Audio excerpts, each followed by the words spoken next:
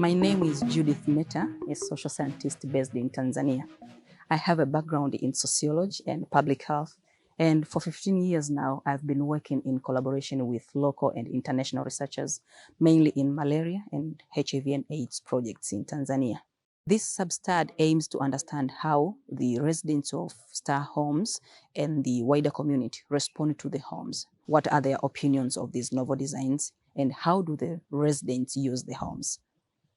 I'm here to take you through one of the data collection techniques that we are using in the social science component of the Star Homes project. For the social science component of the Star Homes project, we planned to systematically collect qualitative data at specific intervals starting 6 months after homes were handed over. The study also reacts to emerging issues. For instance, additional data were collected at the beginning of the project when the Star House families were entering the houses. Some families were reticent to move in because of rumors about the project that had spread across the study area. For the social science sub-study, we worked together with other partners in the study, the implementing partner, the entomologists, architects, about emerging issues of interest. We then, in the social science team, adapted the methods and focused on emerging issues. The main qualitative research methods and data collection techniques employed are in-depth interviews, key informant interviews, focus group discussions, and walkthroughs. I will start to explain about the first three methods, and then I will talk about the fourth method separately.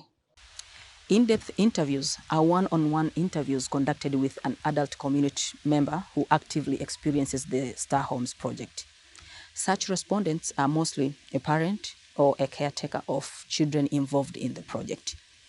An interview with such a person intends to get a person's views, opinions, or perspectives as he or she experiences specific components of the house and the project. Key informant interviews are one-on-one interviews as well, but are conducted with people who are aware of the Star Homes project based on their first-hand knowledge and position. Such people are likely to be community leaders, health facility staff, or project staff. Focus group discussion, on the other hand, is a discussion in a smaller group of people that includes between 6 and 8 participants with similar background or who share specific experience. And in this case, these are the community members in the area where the Star Homes project is implemented.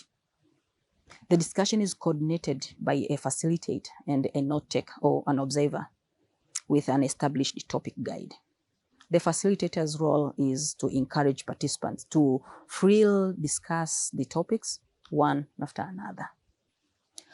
House walkthrough is an approach that employs walk-in interview method of qualitative data collection. In this study, it involves interviewing a person, asking them about how the family uses a Star House while we walk in and around a Star House. Having a set of questions, I normally ask the respondent about how specific spaces in the Star House are used and experienced by house members.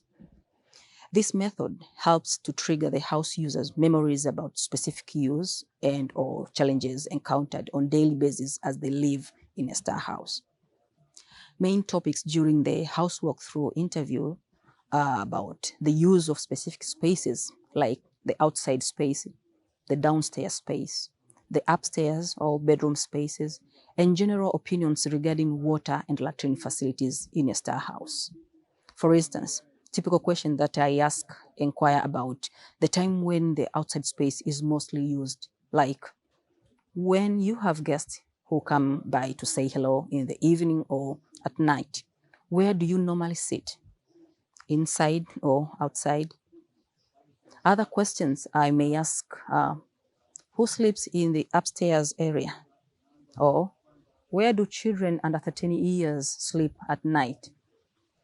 The walkthrough interviews are helpful in getting to hear and see the actual use of the Star Houses, which later on helps to understand the Star House family's actual practices in relation to the study aims and purpose.